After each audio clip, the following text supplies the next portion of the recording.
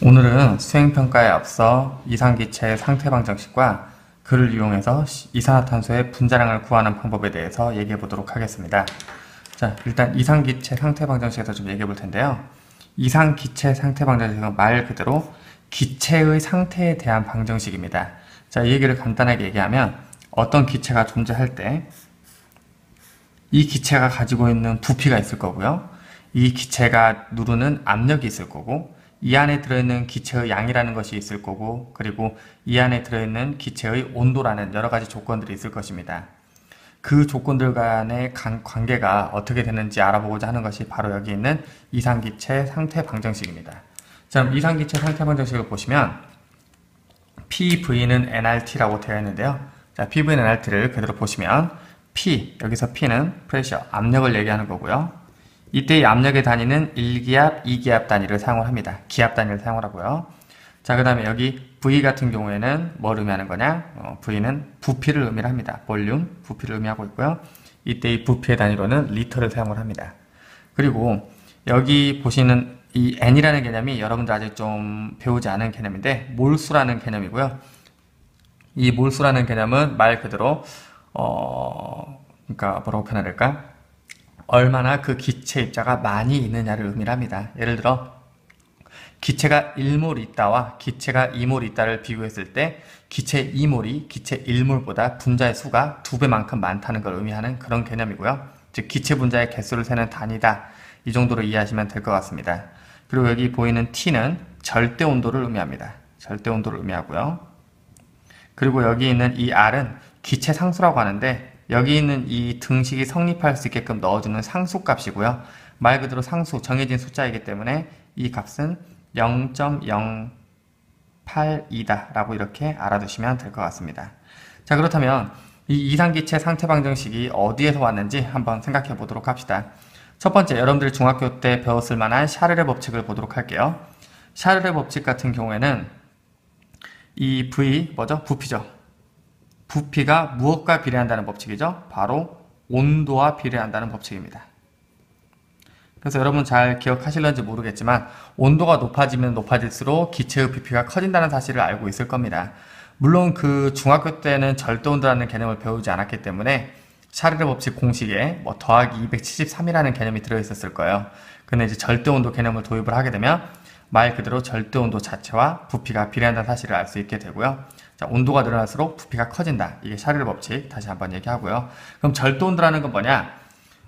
여러분들이 흔히 사용하는 섭씨온도 같은 경우에는 영하의 값을 가지고 있죠. 즉 0보다 작은 값을 가지고 있습니다.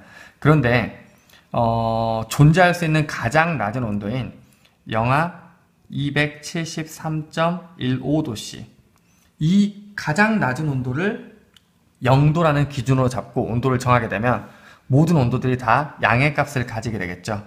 그러면 마치 수학에서 절대값처럼 이 절대온도는 절대로 음의 값이 나오지 않는 말 그대로 양의 값만 나오는 온도가 되게 됩니다. 그래서 이걸 절대온도라고 하는데 이 절대온도는 그대로 섭씨온도에다가 273.15를 더해주기만 하면 됩니다. 예를 들어 지금 현재 섭씨온도가 27도씨다 라고 했을 때 27도에 273.15를 더하게 되면 현재의 절대온도가 약 300켈빈 정도로 나오게 되는 거죠. 절대온도의 단위 켈빈 300켈빈 정도가 나오게 되는 겁니다. 이게 절대온도고요.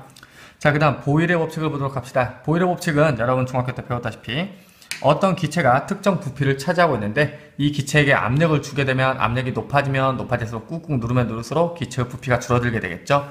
즉 압력과 부피는 서로 반비례 관계다 라는 걸 보여주는 게 바로 보일의 법칙입니다.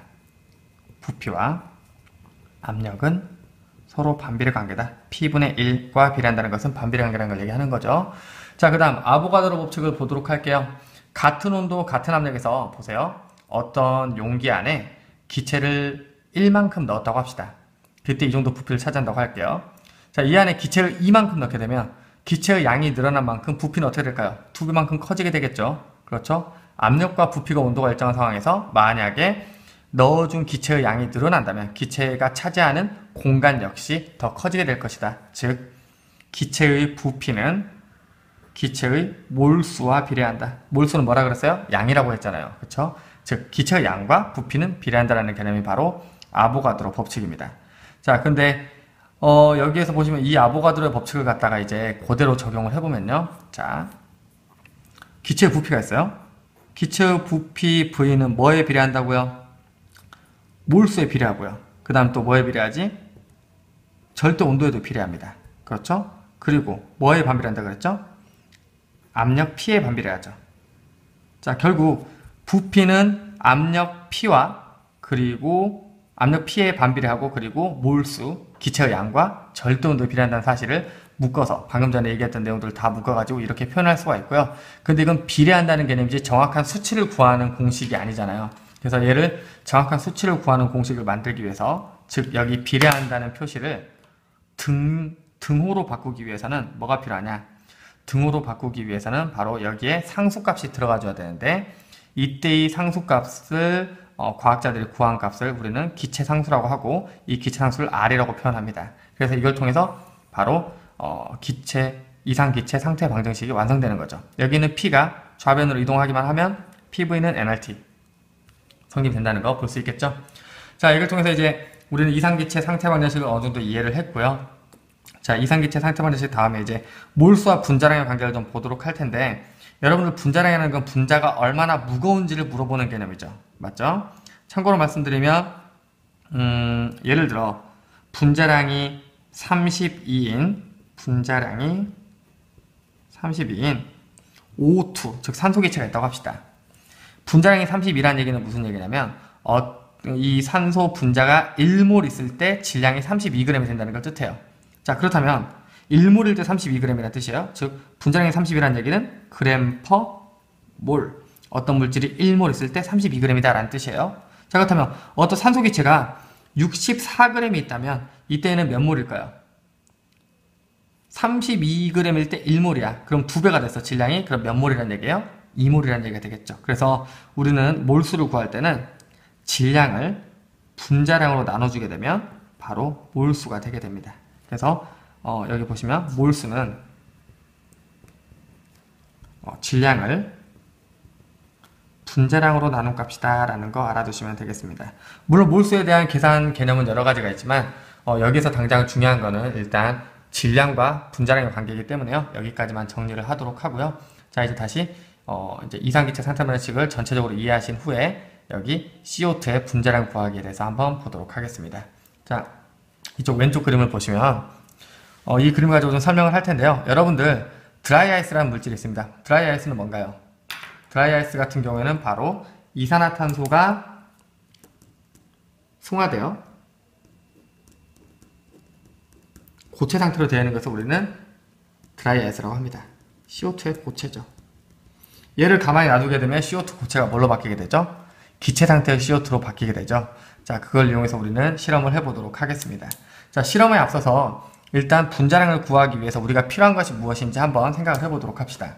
자, 여기 보시면, 여기 식을 보시면 PV는 nRT에서 이 n, 몰수라는 이 n을, 몰수는 분자량분의 질량이기 때문에 분자량분의 질량, 즉 n분의 w 값으로 바꿔서 대입을 했습니다. 그럼 PV는 n분의 w RT가 되겠죠. 이때 내가 구하고 싶은 건 뭐예요? 지금 CO2에 뭘 구하는 겁니까? 분자량을 구하는 거잖아요. 그럼 이 분자량 m을 구하고자 하는 거기 때문에 m을 좌변으로 옮기게 되고 그 다음 PV를 우변으로 옮기게 되면 어떻게 됩니까?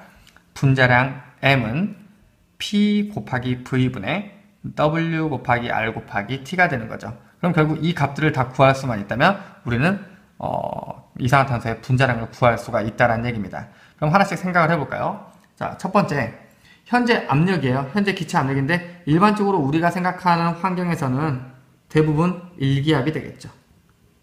P는 1이 될 겁니다. 맞죠? 자, 그 다음에 절대온도, 현재 실내 온도를 구하면 될 겁니다. 실내 온도를 구하고자 하는데 예를 들어 지금같이 여름철이라고 하면 쉽게 봤을 때 27도라고 가정해 봅시다. 그러면은 거기에 273을 더하면 되니까 절대온도 300켈빈이다 이렇게 생각할 수 있겠죠. 자, 그리고 여기 있는 이 R 값은 뭐라 그랬어요? 기체 상수로서 정해진 값이라고 했죠. 그래서 0.082 대입해 주시면 됩니다. 그럼 1기압, 얘는 그 다음에 섭씨 온도 더하기 273, 그리고 여기는 바로 이상기체 그 상태 방정식의 그 기체 상수 0.081 넣어주면 돼요. 그럼 결국 우리가 이산화탄소의 분자량을 구하기 위해서 실험적으로 꼭 구해야 하는 것은 바로 이산화탄소의 질량과 부피, 이 두 가지를 구할 필요가 있는 거죠. 그렇다면 이산화탄소의 질량과 부피를 어떻게 구하냐? 그럼 바로 이제 위에 있는 실험 기구들을 활용을 할 건데요. 자, 여기 빈 플라스크가 있습니다. 빈 플라스크는 말이 빈 플라스크이죠. 사실은 공기가 차 있는 플라스크예요. 그러니까 쉽게 말하면 여기에는 공기가 가득가득 차 있죠. 그렇죠? 이 빈 플라스크의 무게를 측정을 할 겁니다. 우리는 그 무게를 W1이라고 할 거예요. W1. 자, 그럼 결국 W1은 뭡니까? 이 유리로 되어 있는 플라스크의 무게와 공기의 무게를 더한 값이 되겠죠. 그리고 나서 그 값을 구한 후에 여기에다가 드라이아이스 조각을 넣어줄 거예요. 드라이아이스는 이산화탄소 고체라고 얘기했었죠. 여기에 드라이아이스 조각을 넣어주게 되면 이 드라이아이스 조각이 승화를 하면서 자연스럽게 이산화탄소 기체를 이렇게 내게 되겠죠. 공기의 평균 분자량은 29이고요. 이산화탄소의 분자량은 잘 모르겠지만 이산화탄소는요, 공기보다 분자량이 크다는 건 어느 정도 알려져 있죠. 그래서 더 무겁습니다. 더 무겁기 때문에 실제로 여기서 보시면은 이 이산화탄소가 이렇게 승화돼서 나올 때 무거운 이산화탄소가 안쪽부터 차게 되고요. 공기가 바깥으로 밀려나가게 되겠죠. 그럼 이 안에 있는 드라이아이스가 모두 승화가 된다고 하면 공기가 다 밀려나고 그 안은 뭘로 가득 차게 될까요? 이산화탄소 기체로 가득 찬 상태가 될 겁니다. 그래서 이산화탄소 기체로 가득 찬 상태에서 플라스크의 무게를 측정을 할 겁니다. 그때의 플라스크의 무게를 우리가 W2라고 합시다. 이산화탄소가 가득 차 있는 플라스크의 무게는 W2예요. 그럼 W2는 뭐죠? 유리로 되어 있는 플라스크와 그 안에 차 있는 이산화탄소의 무게를 얘기하는 거죠. 자, 근데 우리는 구하고자 하는 게 뭡니까? 이산화탄소의 무게를 구하고 싶어요. 자, W2 빼기 W1을 하게 되면 플라스크 더하기 이산화탄소 플라스크 더하기 공기, 이걸 빼준 거니까 결국 플라스크의 무게는 사라지게 되고 W2-W1은 CO2의 무게 마이너스 공기의 무게라는 결론이 나오게 되고, 이 공기를 좌변으로 옮겨주게 되면 결국 CO2의 무게는 W2-W1에다가 공기의 무게를 더해주게 되면 이산화탄소의 질량이 구해지는 겁니다. 여기서 선생님, 그렇다면 공기의 무게는 어떻게 재야 되나요? 공기의 무게는 실제로 재진 않을 거고요. 일반적인 공기의 밀도가 1.2g per 리터, 즉 1리터당 1.2g의 사실을 이용을 해서 여기 이 플라스크의 부피를 알면 공기의 부피, 이게 안에 들어있는 공기의 부피이기 때문에 밀도 곱하기 부피를 해서 공기의 무게를 계산으로 구해낼 겁니다. 자, 그렇다면 결국 공기의 무게만 구해내면 이산화탄소의 무게를 구할 수 있는데 공기의 무게를 구하려면 부피가 필요하네. 그리고 어차피 여기서도 부피가 필요하죠. 이산화탄소가 이 안에 가득 찼으니까. 자, 그렇다면 이 플라스크의 실제 부피를 구해보도록 합시다. 물론 플라스크에 눈금값이 있기 때문에 여러분들이 그걸 읽을 수도 있겠지만 플라스크의 눈금값은 정확하지 않기 때문에 어떤 식으로 할 거냐면, 여러분들이 그 실험실에서 이렇게 생긴 실험기구를 보신 적이 있을 거예요. 길쭉한 실린더에 눈금 있는 걸 보신 적이 있을 텐데 이걸 매스 실린더라고 부릅니다. 이 매스 실린더를 이용해서 부피를 측정할 거예요. 자, 우리는 이 안에 공기가 가득 차 있다고 생각하고 문제를 풀었고 이 안에 이산화탄소가 가득 차 있다고 생각하고 문제를 풀었기 때문에 결국은 이 바닥부터 이 주둥이 끝에까지의 플라스크의 부피를 측정을 해야 됩니다. 간단하죠? 플라스크에 물을 가득 채웁니다. 가득 채운 물을 여기 매스 실린더에 부어줍니다. 그러면 당연히 그 물이 이렇게 차게 될 거고, 그 물의 부피를 측정을 하게 되면 그 물의 부피가 곧 뭐의 부피다? 바로 이 플라스크의 부피라는 사실을 알 수 있게 되죠. 자, 그렇게 해서 부피를 구하게 됩니다. 그럼 부피 구하는 거 어렵지 않죠? 질량 구하는 거 어렵지 않죠? 만약에 이 부피가 250ml라고 합시다. 그럼 공기의 부피는 몇 ml라고 할 수 있어요? 0.25L라고 할 수 있겠죠. 맞죠? 그럼 여기서 공기의 무게가 얼마 나오죠? 1.2 곱하기 0.25니까 0.3g이 나오게 되겠죠. 그렇죠? 그리고 나서 이제 여기에 이산화탄소의 분자량을 구하기 위해서 1기압 곱하기 부피는 0.25L, 그리고 W값 이따 구하고요. 그 다음에 R값은 0.082, 그리고 현재 온도를 300Kelvin이라고 가정하고, 자, 그럼 결국 뭐만 구하면 돼? 질량만 구하면 되죠? 질량 어떻게 구하면 돼요? 만약에 제가 맨 처음에 측정한 W1 값이 예를 들어서 얘가 133.14 정도 나왔다고 합시다. 그런데 이산화탄소가 가득 차 있는 플라스크의 무게를 측정을 해봤더니 이산화탄소가 가득 차 있는 플라스크의 무게는 133.24가 나왔다고 합시다. 자, 그렇다면 결국 얼마가 늘어나게 된 거예요? 0.1g이 들어가게 된 거죠. 그럼 W2-W1은 0.1이고요. 공기의 무게가 0.3이니까 그럼 결국 CO2의 무게는 0.1 더하기 0.3, 즉 얼마가 되는 거죠? 얘가 0.1이니까 CO2의 무게는 0.4g이 되는 거죠. 맞죠? 그럼 결국 여기에 0.4를 넣어주시면 되겠네요. 그래서 이걸 통해서 계산해보시면 얼마가 나올지 여러분들 굳이 선생님이 계산해주지 않아도 알 수가 있겠죠.